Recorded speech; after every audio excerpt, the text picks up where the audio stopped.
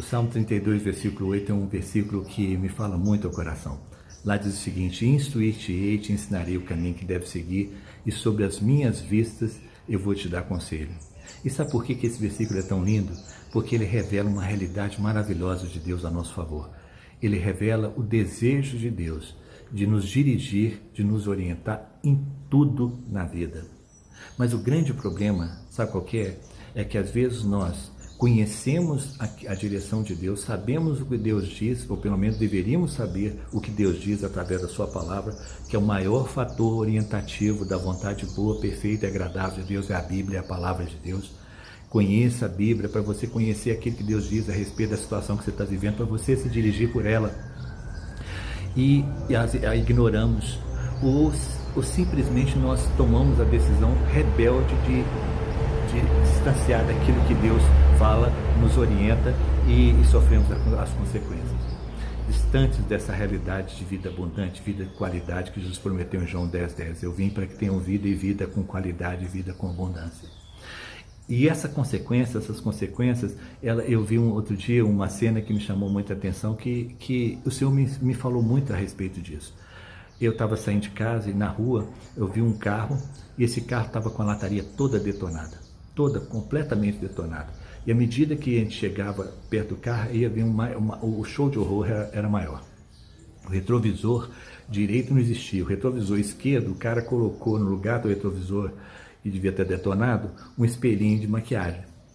E o para-brisa dianteiro tinha uma trinca que corria de fora a fora no para-brisa. E dentro do carro, os bancos não tinham lugar onde ter mais furo. E o sujeito ainda conseguiu fazer uma proeza. Ele tirou o volante e colocou uma chave de grifo no lugar do volante. Eu não sei como é que ele conseguia, se é que ele conseguia guiar aquele carro. Mas o que me chamou mais atenção foi um decalque que ele colocou no para-brisa traseiro. E lá dizia o seguinte: dirigido por Deus, guiado por mim. Sabe, o Espírito Santo me falou o coração naquele momento, quando eu vi aquele decalque, diante daquela realidade grotesca daquele carro na minha frente.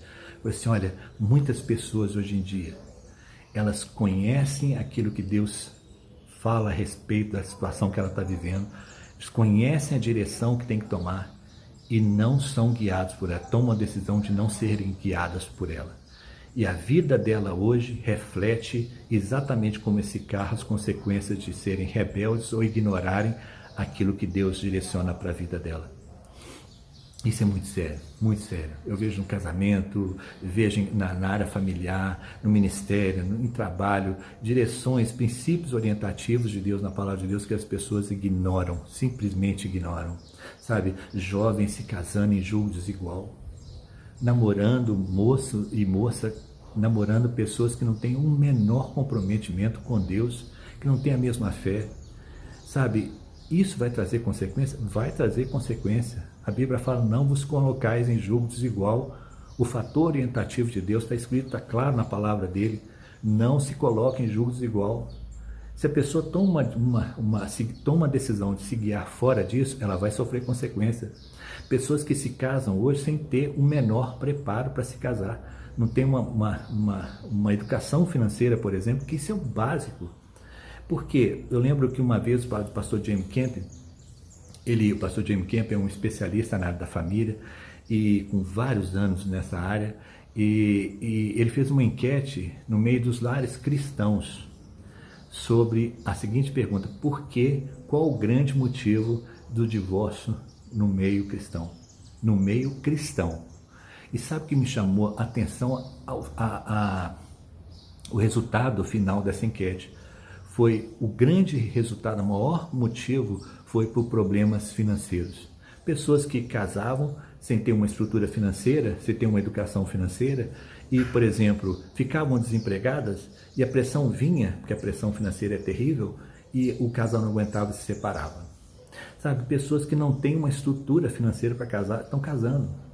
Né? Pessoas que não têm aquilo que a Bíblia fala, por exemplo, em Provérbios: jovem, prepara o teu campo, estude, formate uma situação para que Deus te abençoe dentro do propósito de sucesso que Ele tem para a sua vida.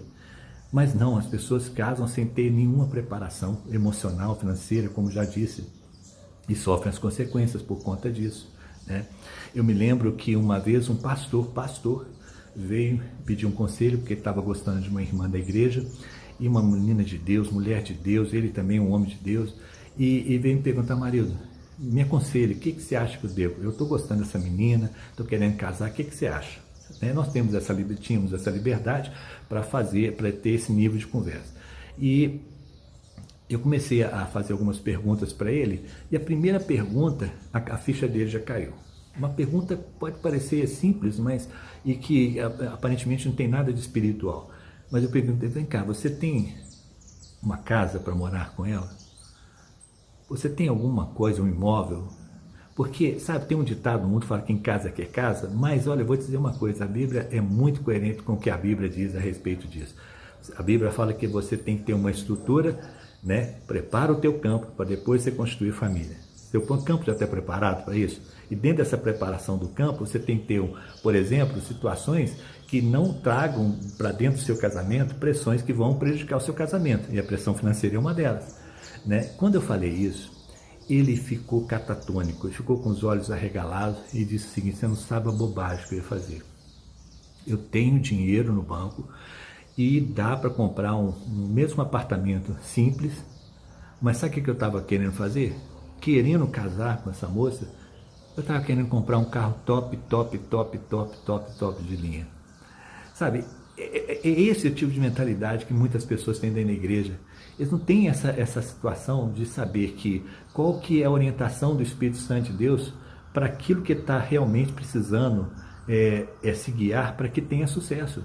Graças a Deus hoje estão casados, têm filhos, uma bênção, glória a Jesus por isso.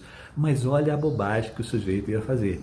Ele queria casar e entrar no casamento endividado. Por quê? Porque ele teria, por exemplo, teria que pagar aluguel. Enfim, existem tantas e tantas situações que as pessoas deveriam conhecer ou se conhecem aquilo que Deus fala através da sua palavra como direção, eles a ignoram ou simplesmente são rebeldes para desobedecer à orientação de Deus. Conhecem a direção de Deus, mas seguiam pelas suas próprias decisões, pelas suas próprias escolhas.